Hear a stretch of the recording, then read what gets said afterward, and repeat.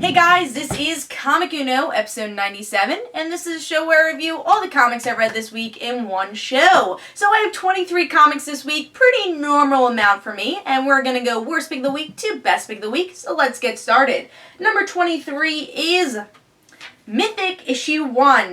This is a new series from Image, and I was like, oh, why not give it a try? There's actually a good amount of issue 1s I gave a try this week, because I just want to, get some more indie books this week. There's a good opportunity too, because there wasn't as many Marvel or DC stuff. So I picked this up, and I was pretty disappointed. The beginning actually has a really cool action scene. This guy's working the counter. He's like, this old woman comes in, gives her a phone. He's like, oh, what do you want me to do with this? And then monsters start popping up, and then he starts fighting them. He's like, oh, he's like an assassin or something. And then this guy, he's like, oh, we want you to work with us. So we learn a little bit more about this company, and that's where the series starts getting weird. He says, oh, we control magic. Magic's in the world. The sky and the land have sex with each other. I'm like, where did that come from? You don't really understand who these characters are. The artwork's okay. Like, the beginning was great, and then it's like went into this weirdness of this series. Definitely just was not for me. It was weird, and I didn't really get where they were going with the series. So I gave Mythic issue 1 2 stars. Alright, so now we're up to number 22, which is another Image book that was new, Injection issue 1. This is another one I was just kind of disappointed with. It wasn't bad, it just wasn't interesting at the same time.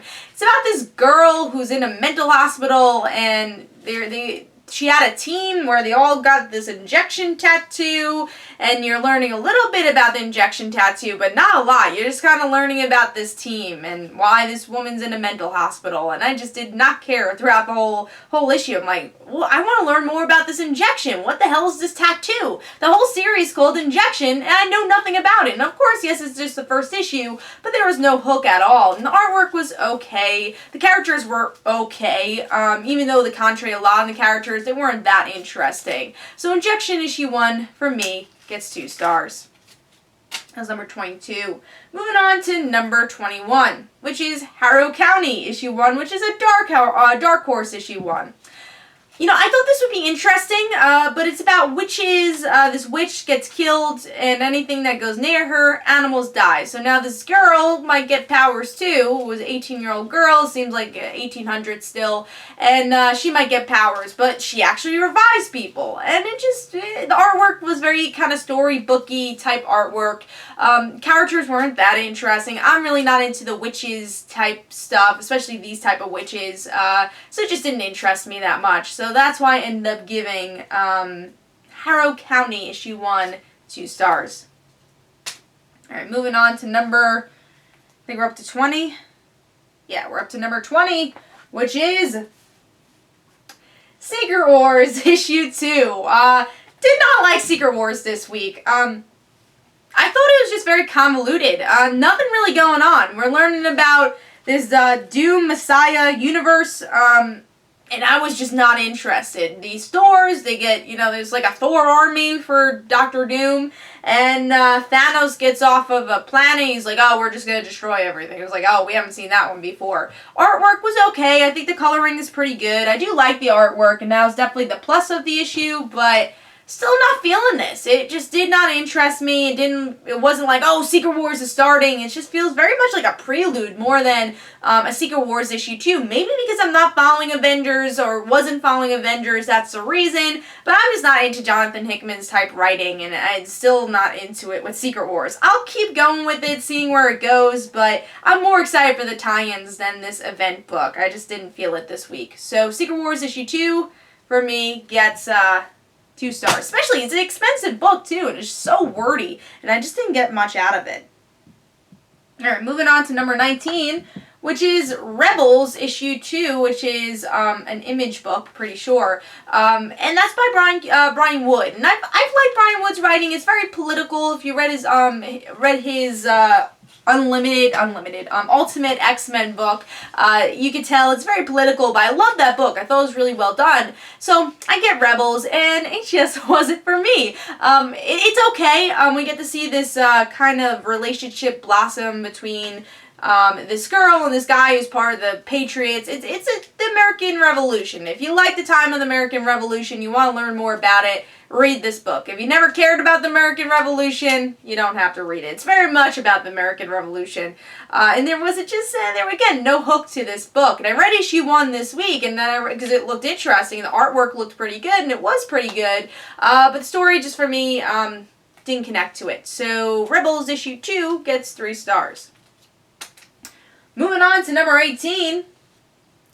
Convergence, Green Lantern, Parallax, issue 2. Now, this wasn't a bad issue. I personally did not read Green Lantern Parallax, or this version of Green Lantern, or this time period Green Lantern. I started out with Jeff Johns' run. I'm kind of a newer reader to Green Lantern. It's been maybe like 5 years I've been reading Green Lantern. Again, I've only read the Jeff Johns stuff, but this wasn't bad. It's just like, I feel like if you read Green Lantern Parallax, or that time period Green Lantern, you'll get more of the nostalgia for this issue, because the battle wasn't that interesting compared to the other Convergence books that came out this week and last week.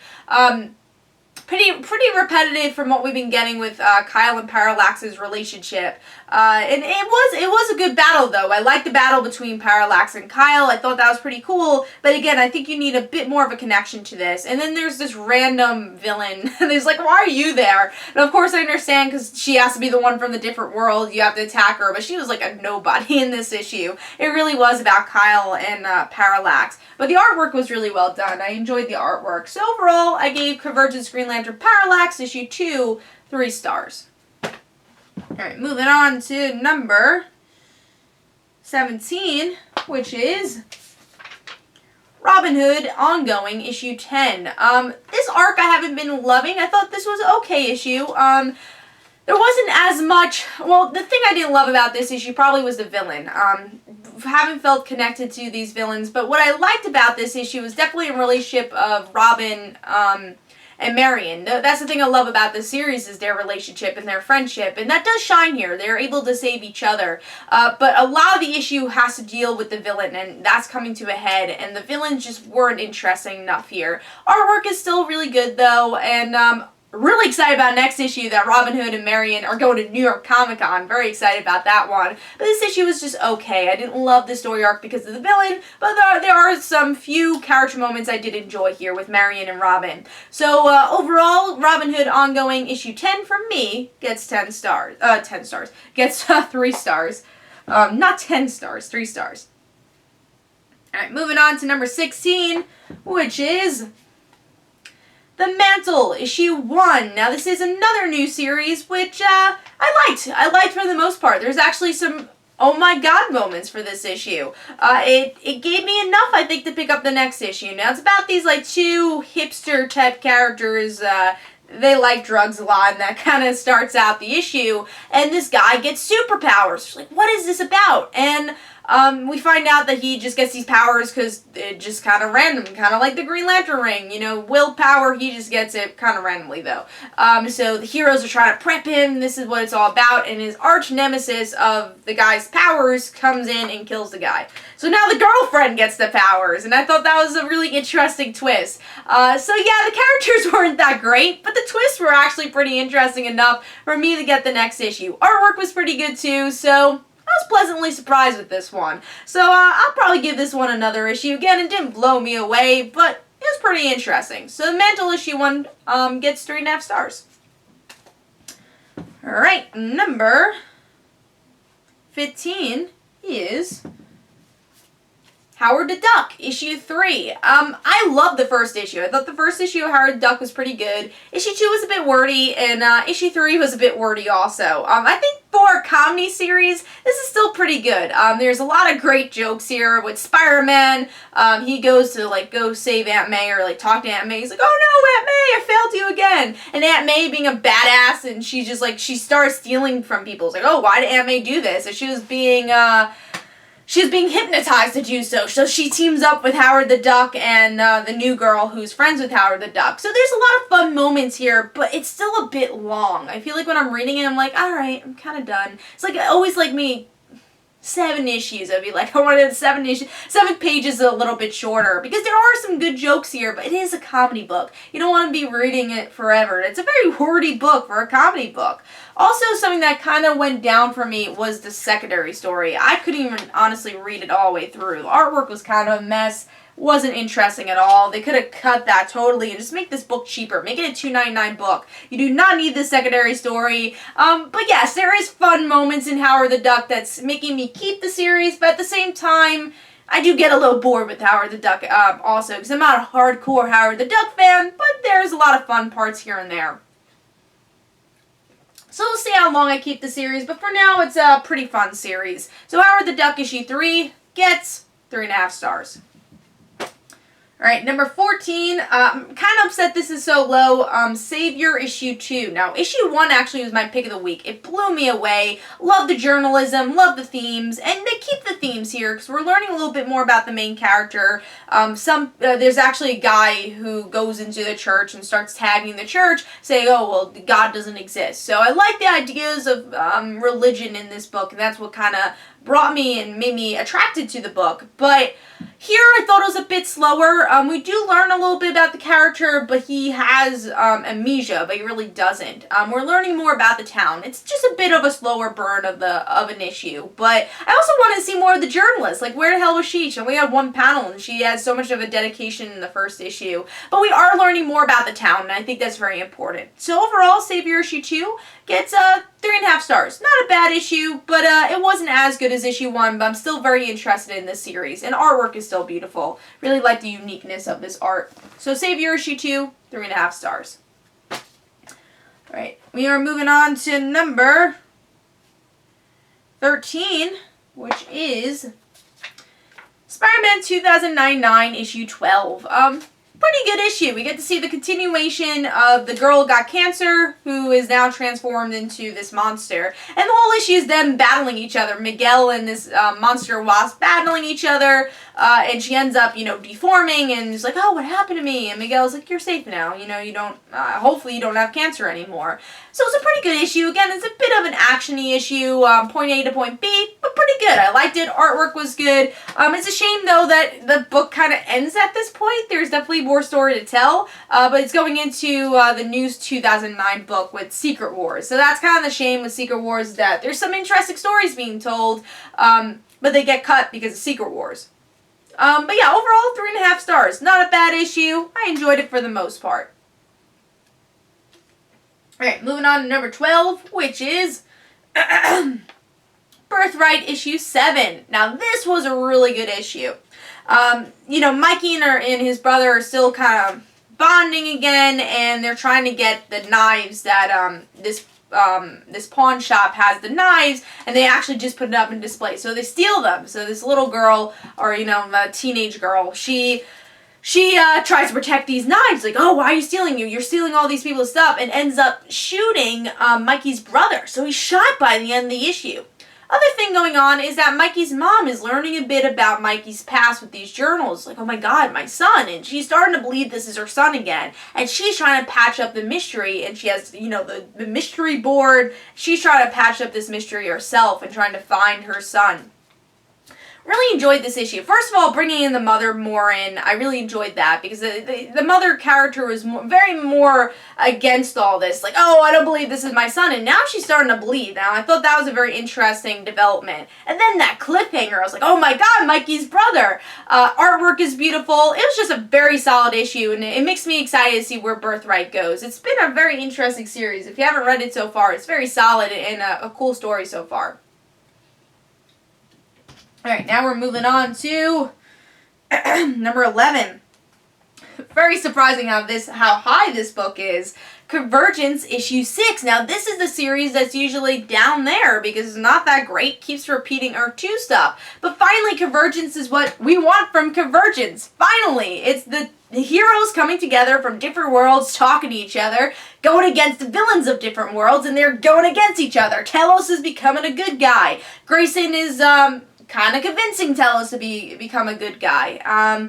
Yeah, really enjoyed this issue. There's a lot of great character moments between Flashes, Supermans, and then, again, it's the whole point of Convergence. It was not to concentrate on the stupid Earth 2 characters. It's to concentrate on all these worlds. It just took 6 issues to get to this point. And the artwork is really great. That's something I've been enjoying about this series overall. Coloring is really good, too. It really makes it pop, and I think that's what makes the artwork really good. Yeah, overall, very solid issue for Convergence. I enjoyed this one, surprisingly. Let's hope it keeps going on this track and, staying with the Convergence story and not just Earth 2. Alright, so that gets 4 stars. Moving on to number 10. Arrow Season 2.5. Pretty good issue. I enjoyed this one. It's Oliver saving Felicity, with the help of Huntress, and by the end they're all happy that they're together, and Oliver is he likes Felicity, and Huntress is starting to see that too. He's like, oh, I don't think you should let this girl go, and you have a little listening moment in the end. They share some champagne. Oliver gets a bed in the lair, and that's pretty much the whole issue. But I enjoyed this because what I really enjoyed about this issue, honestly, was Huntress. Now, I have not liked Huntress' character in Arrow. Maybe it's the actress, I don't know, but I just haven't liked her character. I think she's kind of dull and not the Huntress that I want. But finally here, it's not Looney Tune Huntress. It's this real Huntress I feel like I've read in the comics from DC. It's the character saying, I've only killed 5 people, She's not like I've killed 1 billion people. And she's like, yeah, I do deserve to be here, though. This is the justice I deserve. So it is in the vein of the Huntress character they've introduced, but it felt a little bit better. I just liked her character a lot more in this issue. And it was cool to see Oliver save Felicity. There's some interesting moments here, some good character moments between Roy and Oliver. If you miss Roy from the TV show, you get Roy here. Artwork could be a little bit better, especially Oliver looks a bit weird. I don't know. Artwork could be a little bit better, but overall, pretty good. So Arrow Season 2.5, Issue 8 gets 4 stars. Alright, so we are moving on to number 9, which is Convergence Superboy, Issue 2. Very solid issue. I really enjoyed this book from Issue 1 to Issue 2. It's Kingdom Come Superman versus Superboy before the Young Justice team. So arrogant, I think I'm Superman, Superboy. And I really enjoyed this because Kingdom Come Superman does not want to destroy the world. He doesn't want to defeat Superboy. He just says, I kind of have to do this. That way other people in this world don't get hurt. And Superboy starts to realize this when Clark and Lois see each other. It's like, Clark, it's you. Older version of you, but it's you. And it's like, Lois, oh my god. So they see each other, and Superboy throws a rock at Superman. A rock hits Lois. And Superman's like, see, you're gonna get people in danger. Just stop doing this. And he's like, alright, I'll stop doing it. And Superman punches Superboy to end this. And it shows the courage that Superboy has to kind of save the world. And Superman realizes that. It's like, he does deserve to be called Superman of this world.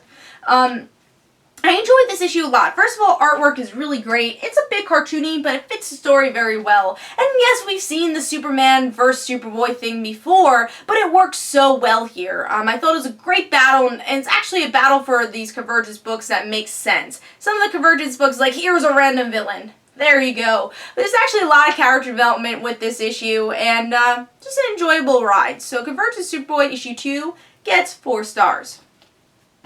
Alright, moving on to number 8, which is Lady Killer, issue 5, which is the last issue of this miniseries. I've actually been really enjoying this miniseries, and this ending was great. We get to see Lady Killer, our main Lady Killer, with these 2 knives, just going at it, killing people. That's the head of her, department thing, and the grandma ends up seeing this. She's like, oh my god, what are you doing? You're killing people. It's like, do you really want to know what's happening? And she's like, probably not. So she ends in a happily ever after in the end. She ends up quitting being an assassin, but then there's a girl that comes up to her. It's like, this is the next assassin, but she deals with it and kills the girl. And she's like, happily ever after with her husband. It's just a really fun series. I love how pulpy it is. The artwork fits the time so well, and this girl was a badass. I want to see another miniseries with this, because I had so much fun with it. If you want a fun assassin book, read this. It was so much fun of a 50s housewife being an assassin. Read it. Really, really well done book, and I thought it ended pretty well. So solid 4 stars for that issue. Alright, we are moving on to number 7, which is Injustice Gods Among Us, issue 1, year 4. I enjoyed this issue. You know, I think year 3 kind of threw me off from the excitement because I'm not a big Magic fan. I also felt like it was a bit too many issues. So I was like, alright, I'll pick up year 4. First of all, because Batgirl's going to be in issue 3. I'll pick up year 4, see where it goes. And I got my excitement back because, you know, the Superman, Batman, they're doing their own thing. But Superman's team is like, hey, you're being a bit of a tyrant. We don't like that. If you keep continuing to do this, we might code against you. So that changes the story a bit, especially since Wonder Woman's saying that because she wants to marry Superman. She's like, you know, you're being a bit of a tyrant. I feel bad that I killed Huntress. She was my friend. I'm rethinking my attitudes against you.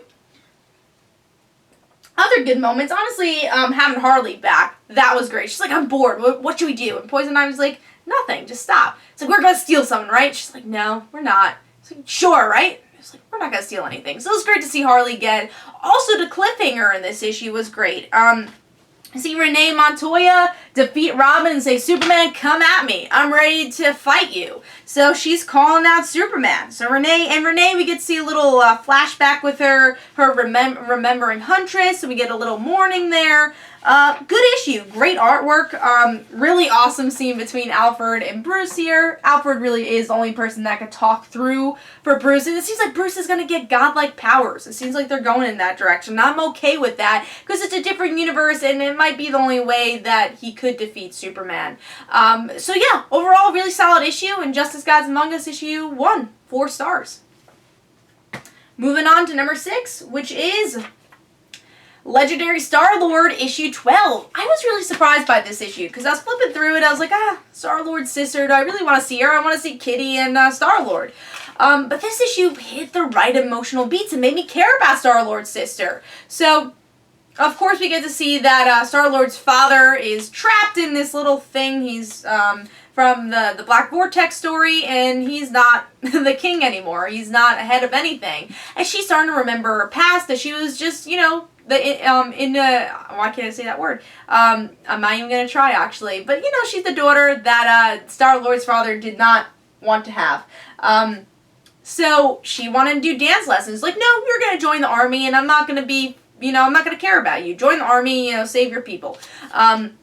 She remembers all of that, and she wants to get her father back, and she doesn't end up getting her father back from the Collector. She doesn't even want her father. She just wants something from the Collector to trick him, and that's what she ends up doing with the issue. Great artwork and some great emotional beats. She actually shows her dancing, saying, hey, you know, I actually did take dancing, and tricks the Collector. I thought that was a really cool little twist here. So, really good character story for Star-Lord's sister, learning more about her, and again, a shame that we're going into Secret Wars, because I would love to see more of a story, and hopefully we will see more of a story after Secret Wars. So, Legendary Star-Lord issue 12 gets 4 stars, and now it's number 6.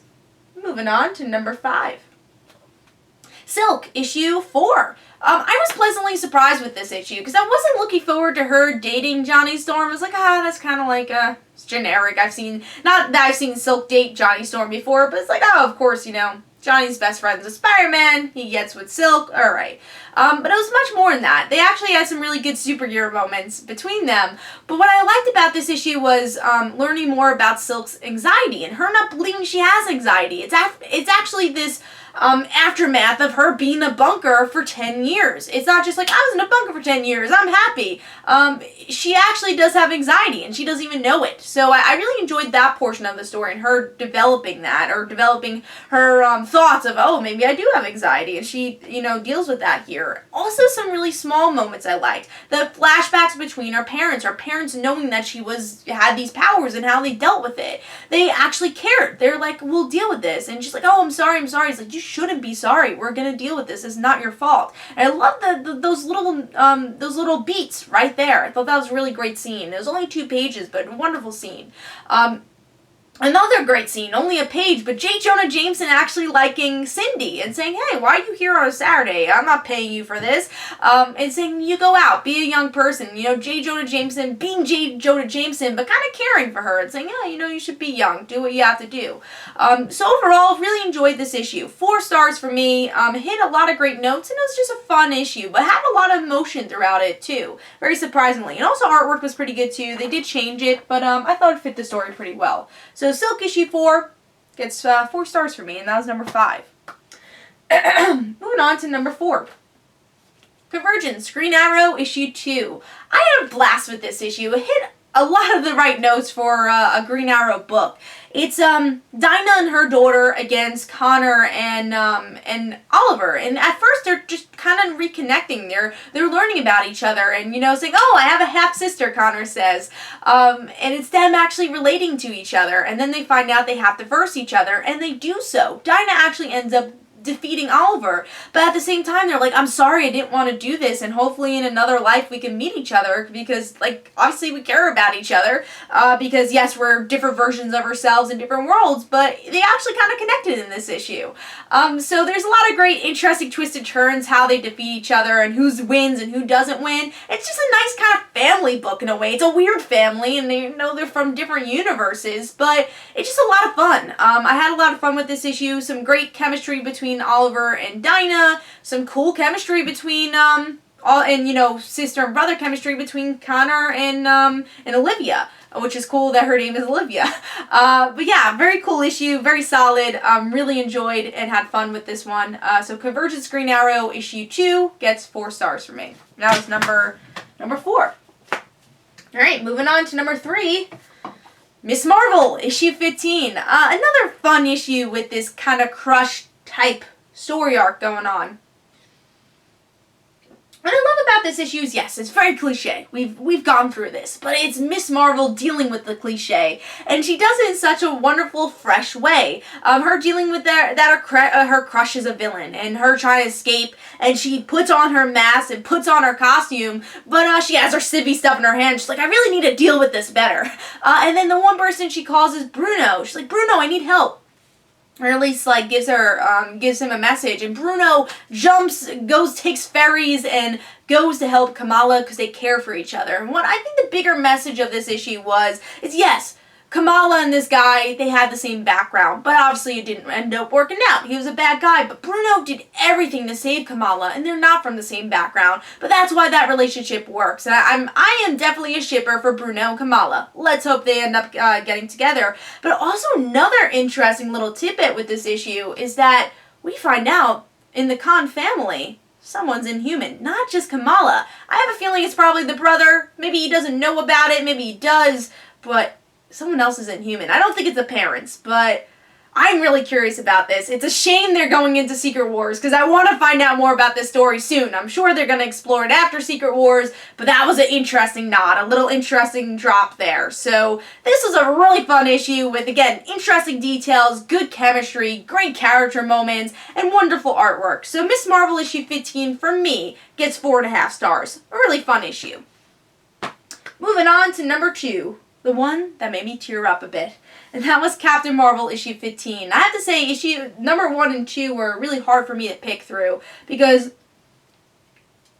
both of them were great in different ways. And when Captain Marvel's good, it's great. Sometimes you have those lackluster issues, like, point A to point B issue. But Captain Marvel, when they get those emotions going, it's like, and also when they get the comedy going, it could be a great series. And this issue did not let me down, because we actually get to see the death of someone close to Captain Marvel, which we know is Tracy. And, seeing their journey and the little memorabilias that she ends up giving Carol, and, learning a bit more about Tracy's life. And by the end, she's ready to let the ashes go, and it's just a little note saying, hey, girl, have fun. And that was such a Tracy thing to do. And again, it was just such an emotional issue, and it hit all the right beats here. And I like when Captain Marvel's grounded. As much as I thought the Space Stories was fun, we got to see the Flarkins and the Guardians of the Galaxy, this was just hit every note. It was emotional, had all Carol's friends together, and it felt very sentimental. And I really enjoyed this issue. It was a 5-star book. Artwork was beautiful, and it just hit all the right beats here, and it made me cheer up when I was reading it. So Captain Marvel issue 15 gets 5 stars, and that was number 2. So what ended up beating Captain Marvel? Sorry, guys. What ended up being Captain Marvel? And this is number 1 pick, Thor issue 8. The reveal of the new Thor. I love this issue because this is the person I guessed, and I think this has a lot more story possibilities than the other person. But the way they did it here, I thought was so well done. Because with this issue, we get to see that, alright, so we find out whoever's talking is like, oh, my mother died at a young age, and I always wanted to save people. It's like, that's Jane. That's Jane. And then we get to see Roz come in towards the middle of the issue, because Thor goes, or Odin's son goes to the new Thor and says, oh, I know you're Roz, of course you're Roz, and, the only person left. And Roz comes in and is like, what's going on? Well, new Thor, you've been ruining my plans, but, you're still cool, I think we could be friends. And then Thor's like, or Odin's son's like, alright, I have no idea who the new Thor is. And she's like, well, you'll never find out. And she's ready to tell right when Roz comes in, but she says, alright, well, I guess you're never going to find out. And we find out by the end of the issue, it's Jane. And it's actually killing her. And she's like, it's killing me to be Thor, but everything in my power, I know how life is short. I'm going to be the new Thor as much as possible, and that's why I can't tell anybody. And that makes the identity concealment even more powerful. It makes more sense. Because, yeah, I can't do it because if they knew, they wouldn't make me be Thor because it's killing me. And I thought that was such a good moment. The narration was beautiful. The artwork was beautiful. I just loved Thor this week, and it makes me so excited to learn more about how Jane became Thor, A, and then B, where this goes, where this journey goes. I loved it. Great that Jane is Thor. It was such a well done issue. This is my pick of the week. 5 stars. So good. Great issue. So, hope you guys enjoyed. Let me know in the comments below. What was your pick of the week? What was your worst pick of the week? And everything in between. This is Comic Uno. Don't forget to follow me on Twitter. Don't forget to like my Facebook page. Also, in the description below, there's links for my comic book, Like Father, Like Daughter. And don't forget to like the Facebook page of Like Father, Like Daughter. And of course, I'll see you next week with Comic Uno, episode 98. I'll see you guys later.